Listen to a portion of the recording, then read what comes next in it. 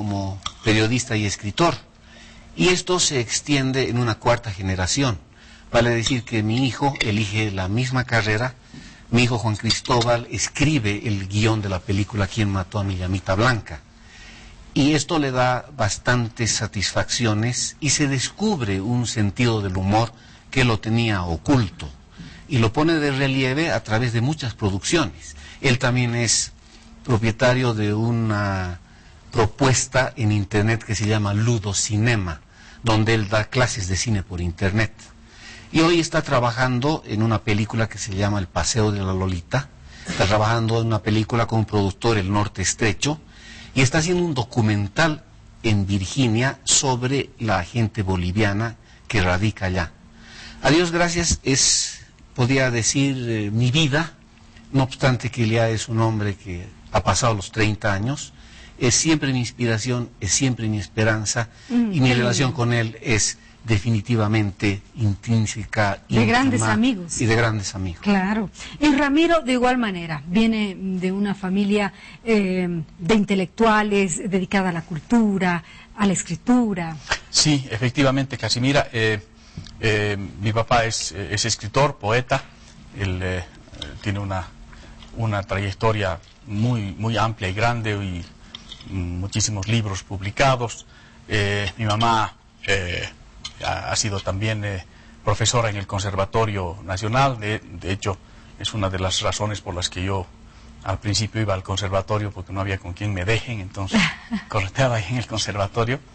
Entonces, claro, en mi casa ha habido siempre un ambiente, digamos, propicio para que uno pudiera eventualmente dedicarse a la cultura, a la música.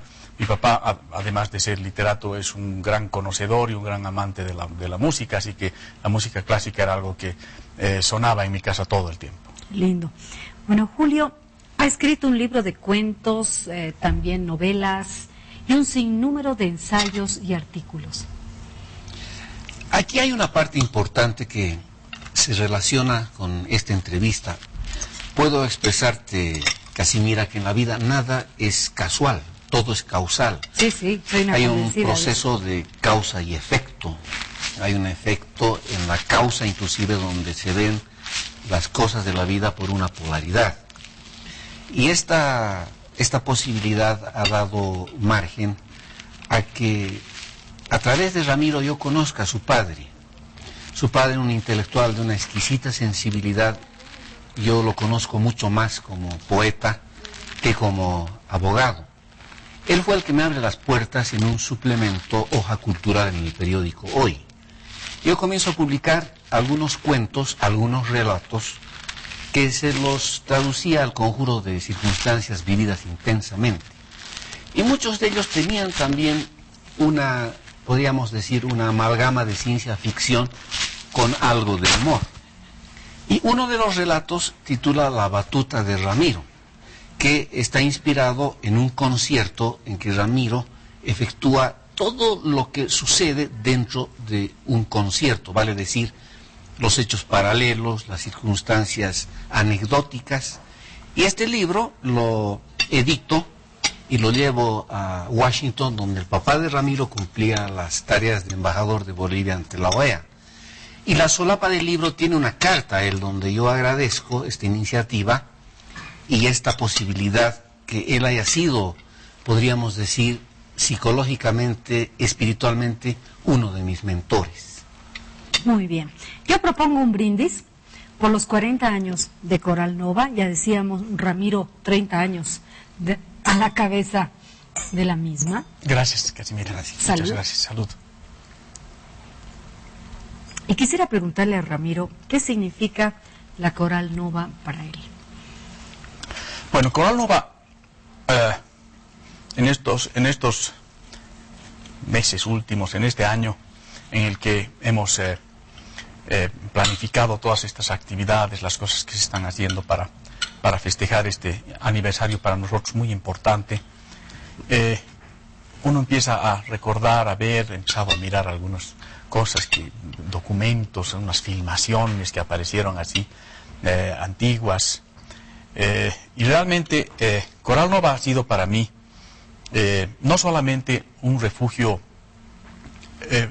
musical, artístico, constante, ¿no? Es como mi refugio cultural familiar, porque ha estado siempre ahí, independientemente de todas las cosas otras que he estado haciendo mientras era director de la Orquesta Sinfónica Nacional aquí, cuando estuve en Honduras, incluso estando en Honduras viviendo yo, ni siquiera en ese tiempo Coral Nova dejó de funcionar, y yo venía un par de veces al año para trabajar un tiempito luego de la preparación de ellos, y hacíamos conciertos. Entonces, Coral Nova es verdaderamente algo que no se puede separar de lo que ha sido mi vida. De los más grandes amigos que tengo están o han estado relacionados con Coral Nova, así que verdaderamente es para mí algo muy importante. Así es. Bueno, tú tienes el máximo título que se le otorga a un director de orquesta. Lo obtuviste en Moscú. Sí, tuve esa suerte. Yo cuando empecé mis estudios, estaba terminando el conservatorio y empecé estudios de dirección de orquesta con el maestro Rubén Bartañán, que era director de la Orquesta Sinfónica aquí. Estuve un par de años con él, y cuando él ya se fue a Moscú, en fin, un poco antes de irse, fue idea de él la posibilidad de tentar que pudiera yo irme a estudiar al Conservatorio Tchaikovsky en Moscú. Así que bueno, hicimos unas tramitaciones, y al final, luego de un tiempo, salió finalmente esa beca con la que pude ir a estudiar, y he estado prácticamente 8 años estudiando en Moscú en el conservatorio hasta terminar todas las posibilidades de estudio ahí. ¿Y a Julio qué le inspiran estos 40 años de la Coral Nova? Es una mirada retrospectiva de mucho cariño, de mucha espiritualidad, porque he seguido de cerca el nacimiento de Coral Nova. Recuerdo en 1972 ellos debutaban en el Instituto de Cultura Hispánica, y era un grupo coral que empleaba acordes disonantes, incluso había un alarde polifónico en los arreglos, y habían versiones como La Chapaquita, Novia Santa Cruz, y algunas composiciones de miembros del conjunto, como el Ave María de Julio Barragán, el Calasasaya de Beto Ortiz. Y me impresionaba cómo combinaba el conjunto vocal instrumentos como el grunge picker, las campanas tubulares, y cómo tocaba Ramiro el charango. Ramiro tocaba el charango con un virtuosismo que muy poco lo había podido apreciar, incluso en los grandes folcloristas. Pero a ver, ¿cuántos instrumentos toca Ramiro? No, bueno, en realidad... Del charango no sabía yo. Bueno, yo he sido pues charanguista de Coral Nova y sigo tocando el charango, pero sin duda que mi compañero de almuerzo hoy ha sido escogido de manera brillante, porque el cariño que me profesa es mucho más grande que su capacidad de ver la realidad con tranquilidad. Él es un amigo muy querido y por supuesto que está exagerando mis dotes. No creo, pero perdón que interrumpa, Ramiro, lo que me impresionó es que tocaba el charango, ¿sí?, con un virtuosismo, con una profundidad que parecía el Marqués de Sade delante de los pompis de 8 mujeres desnudas y fustigadas. Me impresionó mucho y quedó grabado, quedó indeleble en la memoria. Estamos hablando de 40 años. Ramiro y yo teníamos 16 años. Claro. Y teníamos esa espiritualidad que ha colaborado mucho en nuestra vida para tomarla con filosofía y con arte.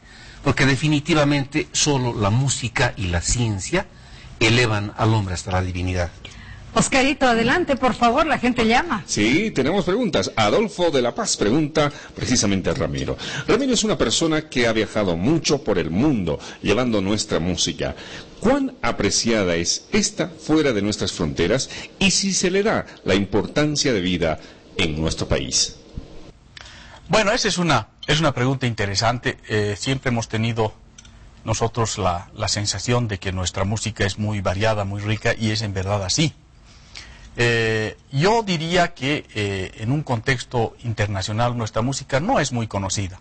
Tal vez, sobre todo, en algunos ámbitos se conoce un poco más la parte folclórica de nuestra producción musical, pero ni siquiera esa creo que tiene la difusión y no recibe la atención que debería en relación a su importancia. Creo que esa es una tarea, de hecho, una de las ideas que nosotros siempre hemos tenido a través de Coral Nova, y yo mismo personalmente en mis actividades como director de orquesta, es la única manera de defender un patrimonio es haciéndolo conocer. Entonces nosotros somos muy proclives a mandar cartas a las embajadas, a armar líos, querer armar líos diplomáticos cuando se apropian o se quieren apropiar de nuestra música. Y yo creo que esos son medios que no tienen efecto, porque más allá de recibir alguna respuesta e incluso probablemente alguna disculpa, no pasa de eso y la cosa sigue igual. Yo creo que la única manera de defender la música de un país, la cultura de un país, es difundiendo. Es decir, la Argentina no necesita ir a defender el tango en ninguna parte. Y en cualquier parte donde se toque un tango, nadie va a dudar de que es argentino. ¿Sí? Aún así hubiera autores extranjeros de Argentina que hagan tangos. Yo creo que a eso una cumbia colombiana es colombiana y eso nadie está discutiendo ni nada. Entonces, yo creo que nuestra actitud debería ser esa, debería ser llegar a un nivel de difusión de lo que hay en este país, de modo que no haya necesidad de tener que mandar carta a ninguna embajada. Que es cierto, ¿no?, lo que dice Ramiro. Pero Julio, a ver, hablaremos del libro La Tríada de la Mosca, que ha sido premiado por la manera en que reconstruye y cuenta una historia en 2 escenarios. Tiene una manera muy peculiar de relatar los hechos. Este libro es producto de una convocatoria de un concurso de novela de una institución esotérica que profesa valores de libertad, igualdad y fraternidad.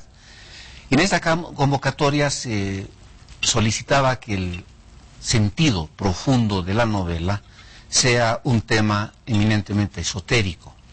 Entonces yo tomo podríamos decir, hago coexistir la vida y la muerte a través de una persona que sueña morirse y a la vez revive en un escenario en el que ejerce un nuevo estilo de vida, para decir, vivir la vida con mucho arte. Y relaciono muchas instancias musicales, por ejemplo, la forma en que fallece Mozart, que fue un iluminado, fue una persona que, para comenzar, a los 4 años ya había compuesto su primera obra, y fue además el primero en reconocer su talento.